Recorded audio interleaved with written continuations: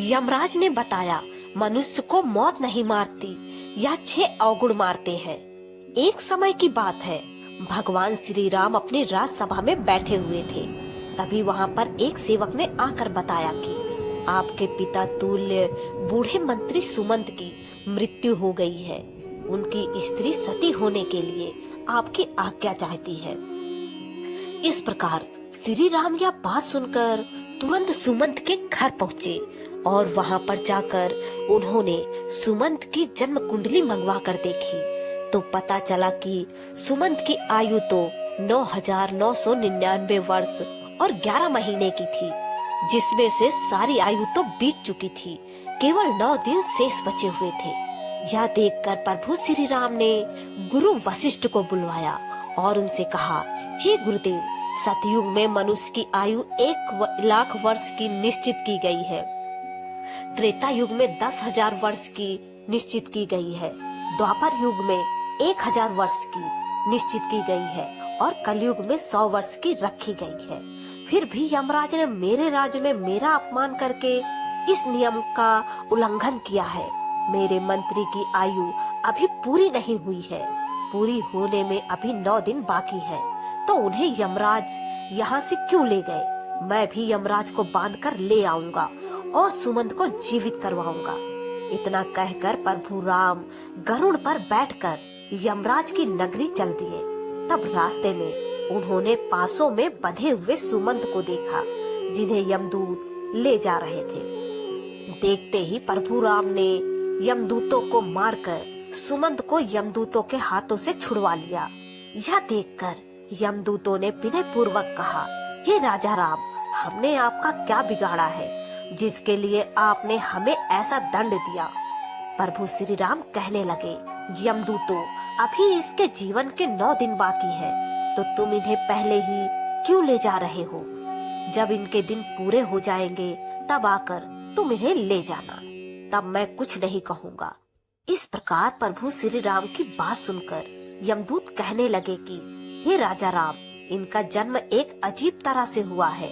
पहले दिन इनकी माँ की कोख से दोनों हाथ और मुख बाहर आए थे और धीरे धीरे उनके पूरे शरीर को बाहर आने में पूरे 9 दिन लग गए थे। शुभ मंत्रों से पंडित ने इनकी रक्षा की थी, इसलिए इनका नाम सुमंत पड़ा था। प्रभु, आप जो इनके 9 दिन बाकी बता रहे हो वे संदिग्ध हैं, इसलिए हमारा कोई दोष नहीं है। आप इन्हें व्यर्थ ही हमसे छीन रहे हो और हमको व्यर्थ में मारा है। इस तरह यमदूतों की बात सुनकर प्रभु श्री राम ने कहा, हे यमदूतों, जिस दिन माता के गर्भ से इनका अच्छी तरह से जन्म हुआ है वही जन्म का दिन माना जाएगा। जिस दिन इनका जन्म का उत्सव मनाया गया है वास्तव में वही जन्मदिन होता है। अभी इसके 9 दिन बाकी है, तुम लोग जाओ और 10वें दिन आकर इन्हें ले जाना, तब मैं तुम लोगों को नहीं रोकूंगा। इस तरह यमदूतों को फटकार कर प्रभु श्री राम ने भगा दिया। इधर श्री राम अयोध्या में लौट कर आए तो सुमंत जीवित हो चुका था।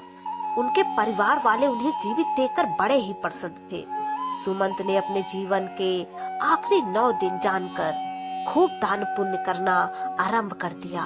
उधर वे यमदूत दुखी होकर यमराज के पास लौट गए और कहने लगे, हे यमराज, रास्ते में राम ने हमें मारकर सुमंत को छुड़ा लिया, क्योंकि उनके जीवन के 9 दिन बाकी रह गए थे। वह 9 दिन पूरे होने पर ही राम उन्हें आने देंगे। इस प्रकार यमदूतों के मुख से उनकी पराजय की बात सुनकर यमराज क्रोध से लाल पीले हो गए और उन्होंने राम पर आक्रमण करने के लिए इंद्रदेव, अग्निदेव, वायुदेव और जिस देवता से भी सहायता मांगी तो सबने एक ही बात कही, हे यमराज, क्या तुम पागल तो नहीं हो गए हो जो विष्णु भगवान के साथ युद्ध करना चाहते हो? चुपचाप यहाँ से अपनी यमपुरी लौट जाओ। श्री राम का तुम क्या कर लोगे? जब सब ने यमराज की सहायता करने के लिए मना कर दिया तो यमराज अपनी ही सेना लेकर श्री राम के साथ युद्ध करने के लिए अयोध्या को चल पड़े। वहां पर पहुंचकर चारों ओर से अयोध्या नगरी को घेर लिया। यमराज के द्वारा अयोध्या नगरी को घेरा हुआ देखकर प्रभु श्री राम ने लव को यमराज से युद्ध करने के लिए भेजा। राम के छोटे पुत्र लव और यमराज के बीच भयंकर युद्ध होने लगा। लव के बाणों से यमराज के सभी योद्धा क्षण मात्र में ही धराशायी हो गए। उन सबकी यह हालत देखकर यमराज और भी ज्यादा क्रोधित हो उठे। अंत में यमराज ने लव पर अपना यमदंड छोड़ दिया।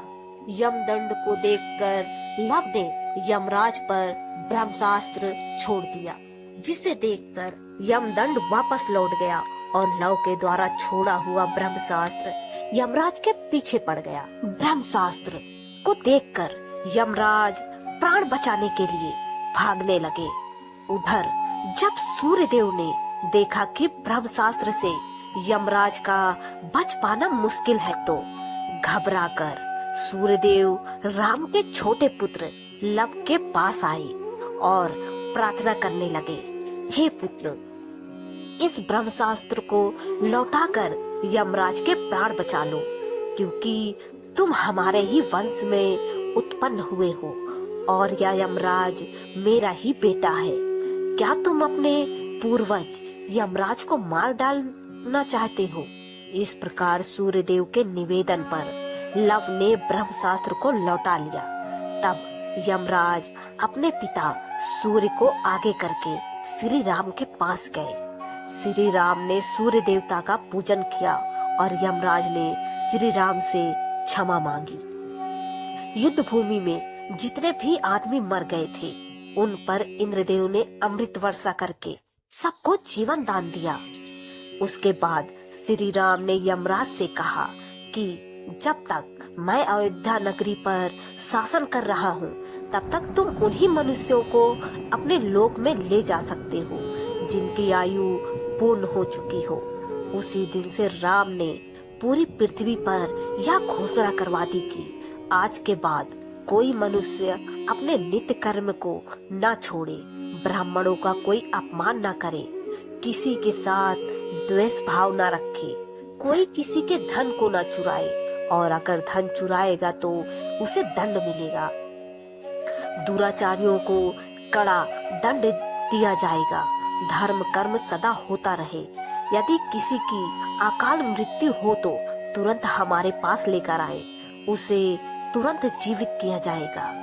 यमराज को भगवान श्री राम ने यह सख्त निर्देश दिया था कि हमारे राज्य में कभी भी किसी की अकाल मृत्यु नहीं होनी चाहिए। तब यमराज ने कहा, हे प्रभु, मैं तो वैसे भी किसी को नहीं मारता हूँ। सब अपने कर्मों से ही जन्म और मृत्यु पाते हैं। मैं तो निमित्त मात्र हूँ। आयु पूर्ण होने पर मिलने वाली मृत्यु और अकाल मृत्यु का प्राणी स्वयं ही कारण होता है। इसमें किसी का कोई दोष नहीं होता।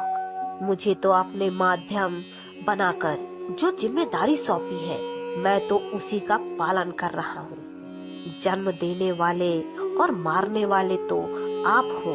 आपके द्वारा लिखे गए विधान में से मैं तो किसी के जीवन में से एक क्षण ना तो घटा सकता हूँ और ना बढ़ा सकता हूँ। यह तो आपके हाथ में है भगवान। आप चाहे तो मृत्यु का समय पूरा होने के बाद भी प्राणी को आयु प्रदान कर सकते हैं।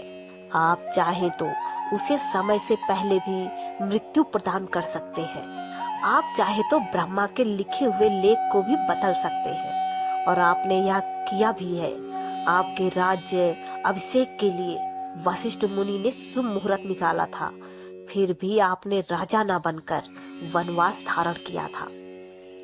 सब कुछ आपकी इच्छा के अनुरूप ही होता है। सुख दुख, जीवन मरण, लाभ हानि मनुष्यों के स्वयं कर्मों की उपज होती है।